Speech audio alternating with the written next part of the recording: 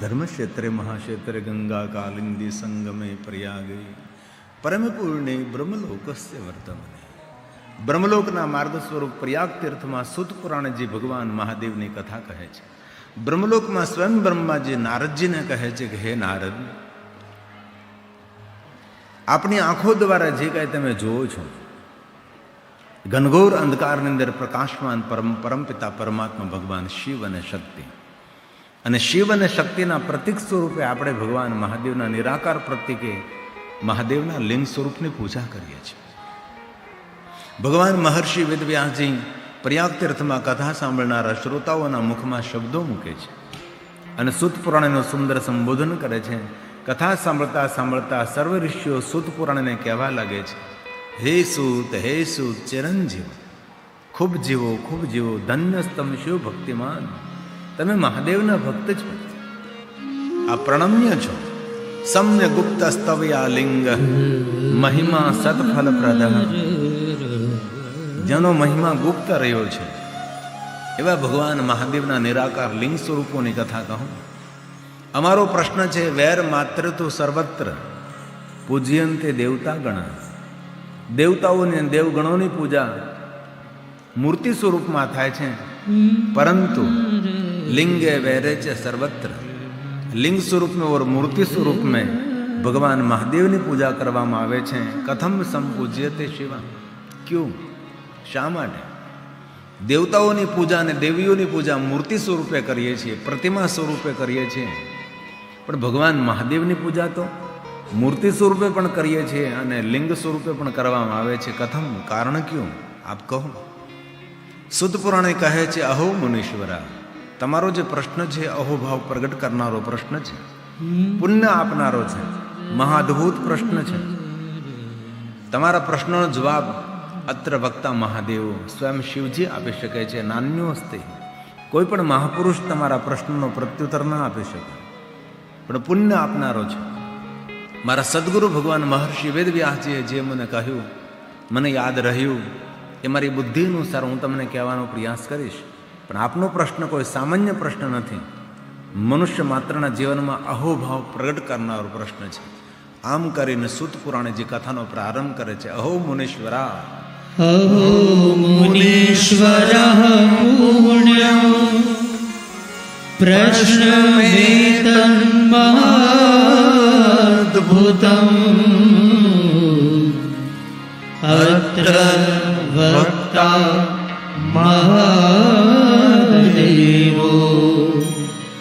નાન્યોસ્તિ પુરુષઃ ક્વચિत्, નાન્યોસ્તિ પુરુષઃ ક્વચિत्। તમે જે મને પ્રશ્ન કર્યો છે, પ્રશ્નનો જવાબ તો મહાદેવ આપી શકે છે કે ભગવાન મહાદેવની લિંગ સ્વરૂપમાં શા માટે પૂજા કરવામાં આવે છે, ભગવાન મહાદેવની મૂર્તિ સ્વરૂપે શા માટે પૂજા કરવામાં આવે છે। પણ હે મહાત્માઓ, ભગવાન મહાદેવની પૂજા બે રીતે નહીં, ત્રણ રીતે થઈ શકે છે।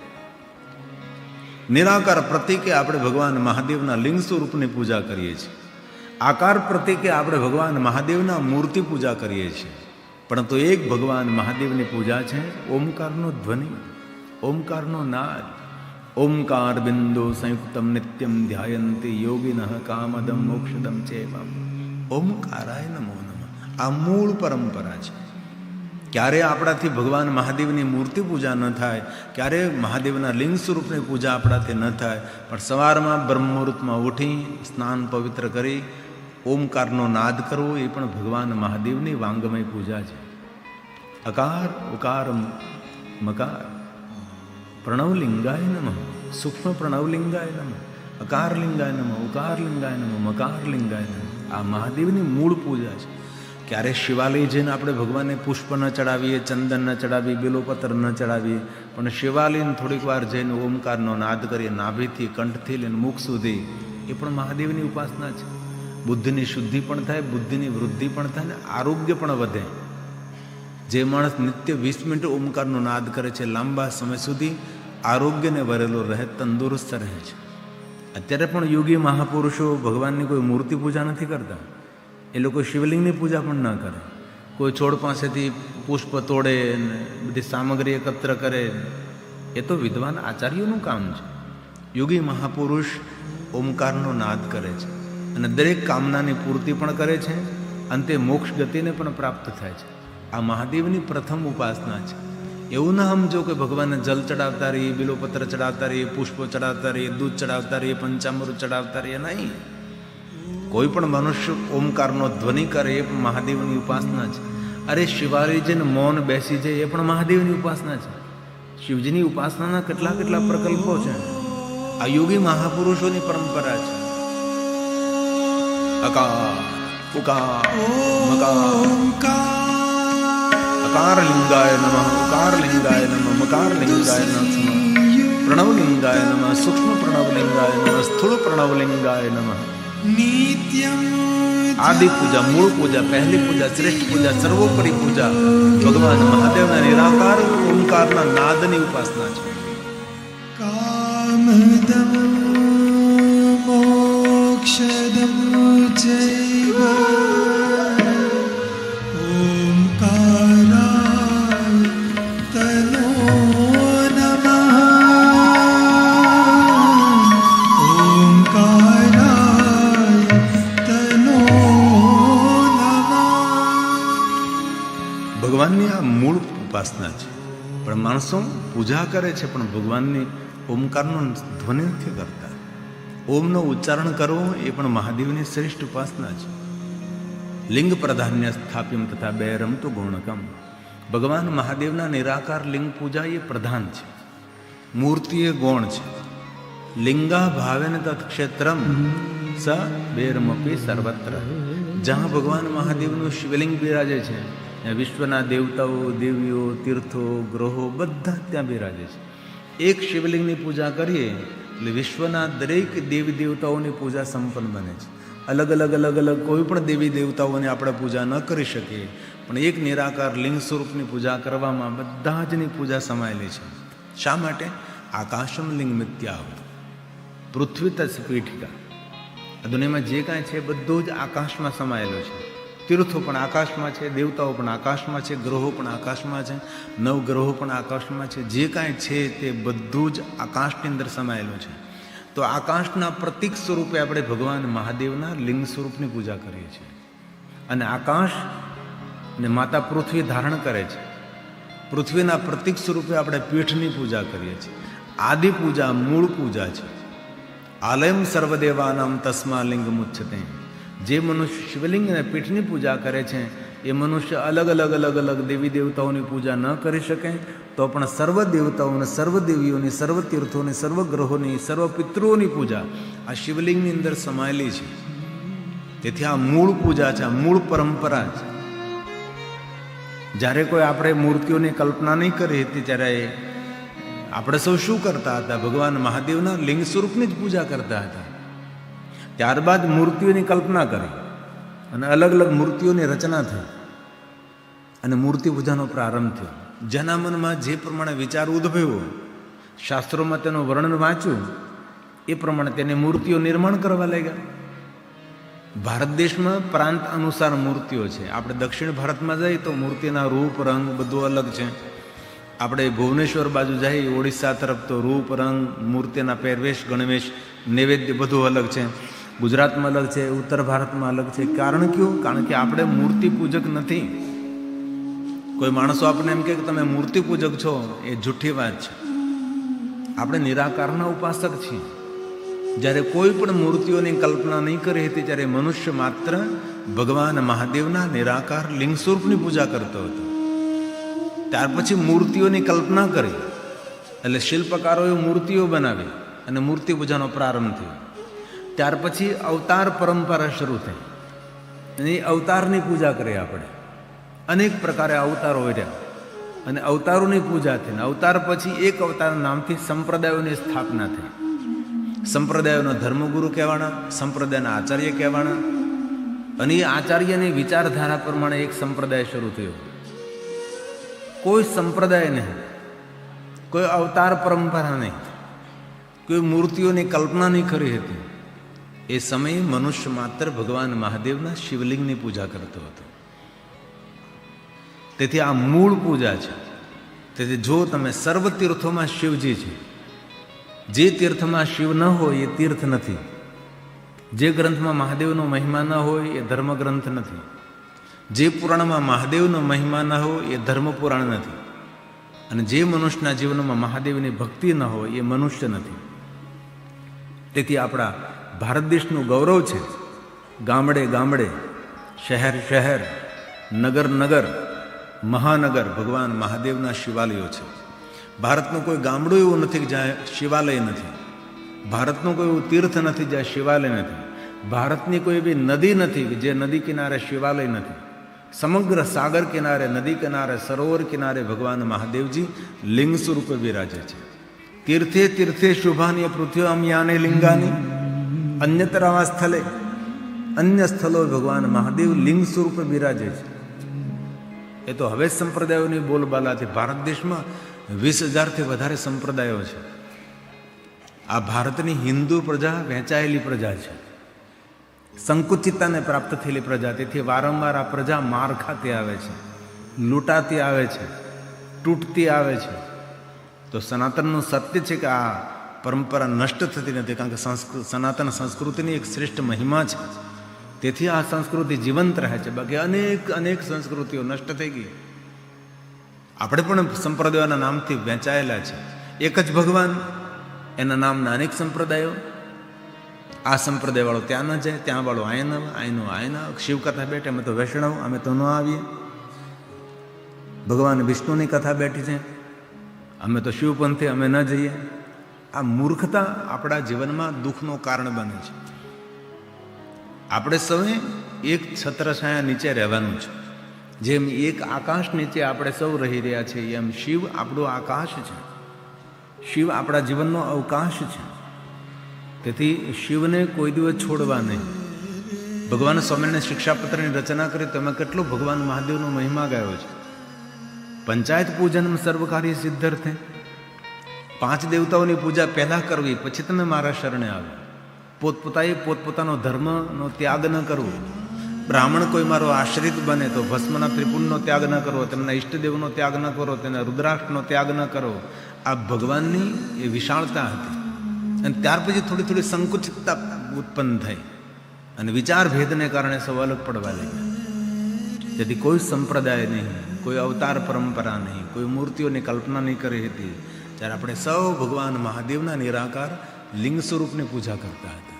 તેથી બ્રહ્મા નારદને કહે છે કે નારદ, પૃથ્વી પર દરેક તીર્થોમાં ભગવાન શિવ બિરાજે છે અને કોઈ તીર્થ એવું નથી કે જ્યાં શિવ નથી. દરેક તીર્થોમાં. આ બ્રહ્મા સ્વયં બોલ્યા છે, નારદ પૃથ્વ્યામ્યાની લિંગાની તીર્થે તીર્થે શુભાની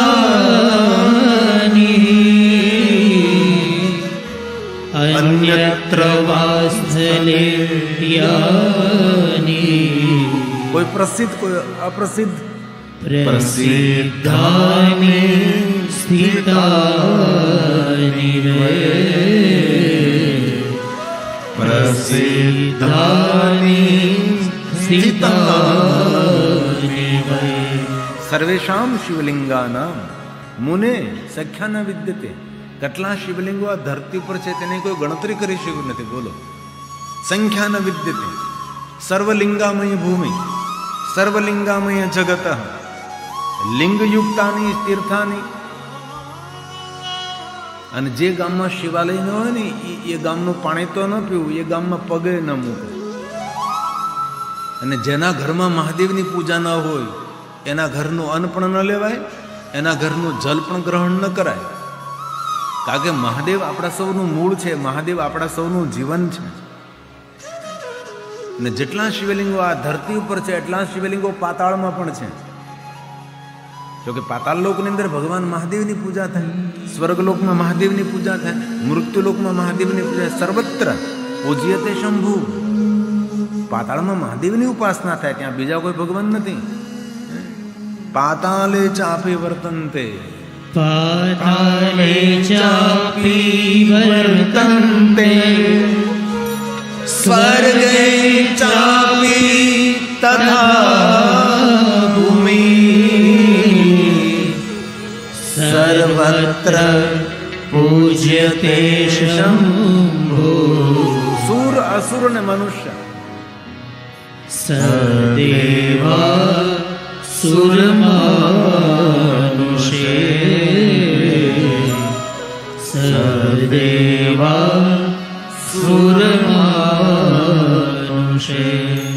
તેથી ભગવાન મહાદેવ સર્વ પૂજ્ય છે. શિવની ઉપાસના એક જગતમાં નહીં, 3 જગતમાં થાય છે. ત્રણેમાં કોઈ દેવની પૂજા 3 જગતમાં ન થાય. શિવજી 3 જગતમાં પૂજાય છે. ત્યારે બ્રહ્માજી મળે તો પૂછી દીજો કે બ્રહ્મા કોની પૂજા કરો? તો કે શિવની. વિષ્ણુ મળે તો વિષ્ણુને પૂછી દીધો કે વિષ્ણુ કોની પૂજા કરો? તો કે શિવની. ઇન્દ્ર મળે તો તેને પૂછો તો ઇન્દ્ર કહે કે શિવની. કુબેર મળે તો તેને પૂછો, કુબેર કહે શિવની. વરુણ મળે તો એને પૂછો, વરુણ કહે શિવની પૂજા. સપ્ત ઋષિઓ મળે તો એને પૂછો કોની પૂજા કરો? તો કે શિવની.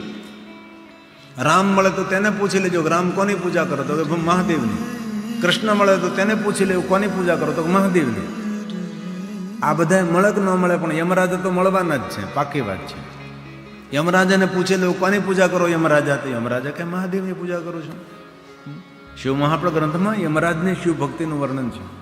યમરાજા મહાદેવના કેટલા ભક્ત છે, અને એ એમ કહે છે કે મહાદેવનો ભક્ત છે, મારા માટે સન્માનિત છે. યમરાજા તેને દંડ ન આપે, યમરાજા તેને પીડા ન આપે, યમરાજા તેનું સ્વાગત કરે છે મહાદેવના ભક્ત, કારણ કે યમરાજા મહાદેવના પરમ ભક્ત છે. યમરાજની શિવ ભક્તિનું વર્ણન શિવ મહાપ્રદ ગ્રંથમાં છે. તેથી ભગવાન મહાદેવની પૂજા એક જગતમાં નહીં, 3 જગતમાં થાય. આવું બ્રહ્માજી નારદજીને કહે છે. ત્રિજગત છે, ત્રિજગત શંભુના વ્યાપ્તં સદેવા સુરમાનુષં સુર અસુર મનુષ્ય અનુગ્રહાય લોકાનાં લિંગં રૂપેણ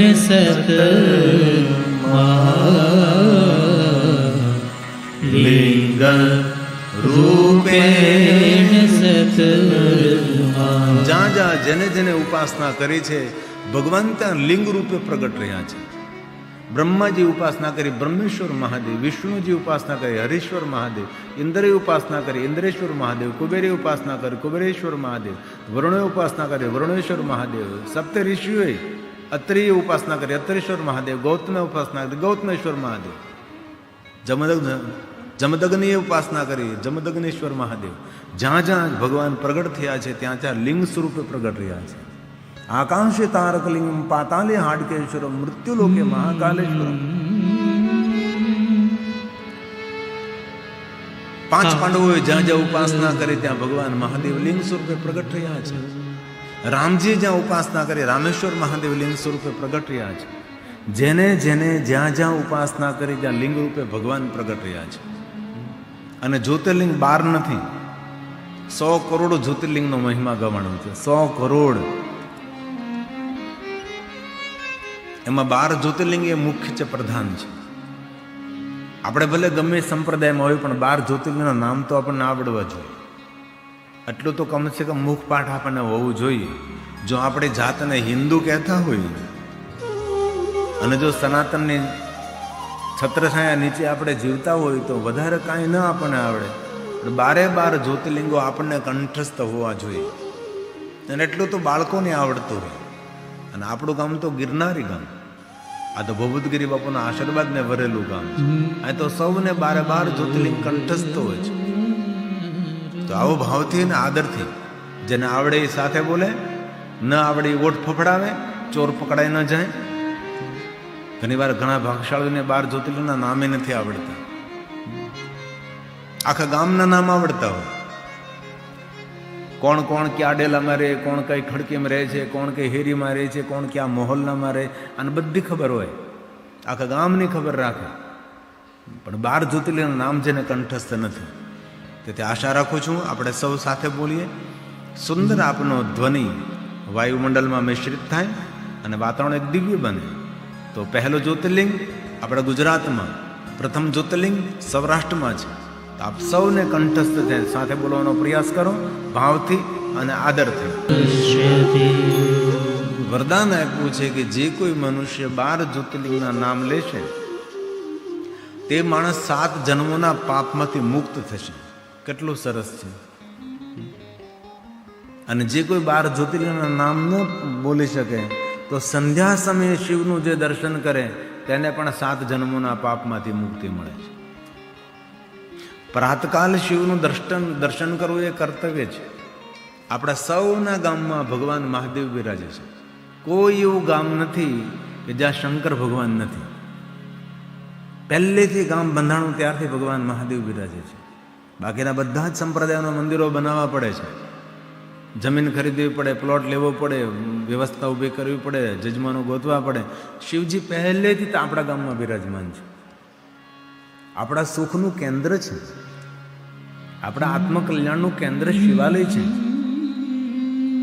લિંગોત્પત્તિ શ્રુતા શુભા શ્રુત્વા યસ્યા પ્રભાવને દુઃખનાશો ભવેદિ.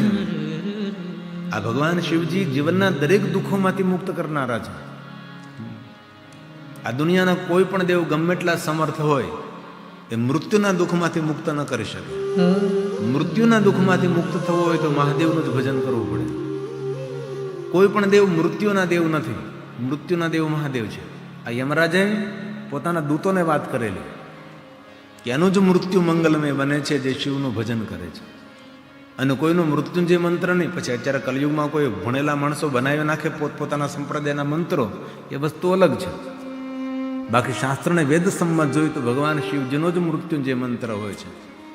ઓમ મૃત્યુંજય મહાદેવ ત્રાહિ મામ શરણાગતમ જન્મ મૃત્યુ જરા વ્યાધિ પીડિતમ કર્મ બંધન. મૃત્યુના દુઃખોમાંથી મુક્ત કરનારા દેવ ભગવાન મહાદેવ છે. જીવનના દરેક દુઃખોમાંથી મુક્ત કરનારા મહાદેવ છે.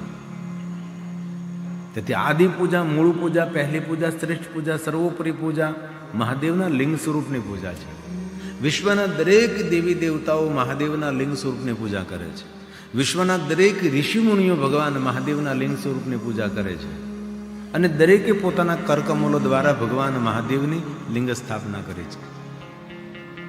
આપણા વહાલા ભગવાન સ્વામિનારાયણ સંપ્રદાય ઘનશ્યામ મહારાજ, ભગવાન સ્વામી મહારાજે જુનાગઢમાં સિદ્ધેશ્વર મહાદેવ પોતાની મૂર્તિની ક્યાં સ્થાપના કરી? ભગવાનની અલગ પ્રાંત પ્રમાણે જેવી રુચિ હતી એ પ્રમાણે સૌ ભગવાનની સ્થાપના કરી.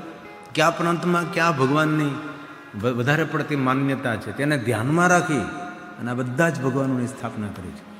જુનાગઢમાં શિવ પ્રધાન છે તો જુનાગઢમાં સિદ્ધેશ્વર મહાદેવ સ્થાપિત કર્યા. મહાદેવ આપણા સૌનું મૂળ છે. અને જો આપણી પાસે મહાદેવ નથી તો સમજી લેવાનું આપણે જીવતા છીએ પણ મરેલા છીએ. દુઃખના આશો ભવેદિ. શિવપુરાણ ગ્રંથમાં જ્યોતિર્લિંગોનો અદ્ભુત મહિમા ગાયો છે. અને જ્યોતિર્લિંગોના ઉપલિંગો પણ એટલા જ છે. અને સ્વયંભૂ શિવલિંગો તો અગણિત છે. ધરતીમાંથી આપમેળે જે શિવલિંગ પ્રગટ થાય તેને સ્વયંભૂ કહેવાય.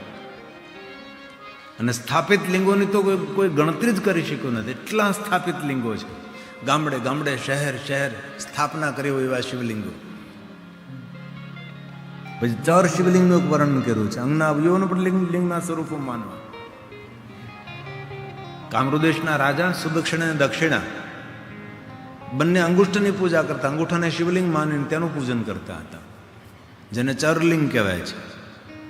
યંત્ર હોય, શ્રીયંત્ર, કુબેર યંત્ર, લક્ષ્મી યંત્ર, યંત્રોની અંદર એક બિંદી હોય તેને બિંદુલિંગ કહેવાય.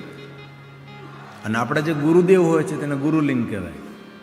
જેની પાસેથી આપણે દીક્ષિત થયા હોય, જેની પાસે તે બ્રહ્મબોધ લીધો હોય એને ગુરુલિંગ તરીકે વર્ણવ્યું. શિવપુરાણ ગ્રંથની અંદર ગુરુ મહાજને પણ ગુરુલિંગ તરીકે વર્ણવવામાં આવ્યું. આપણા સૌનો સદગુરુ હોય ને. આપણે કેમ ભવદગીરી બાપુને નીચ છત્ર થયા નીચે જેવી તો ભવદગીરી બાપુ આપણને જીવન જીવવાનું માર્ગદર્શન આપ્યું, જીવન જીવવાની આપણને કલા આપી.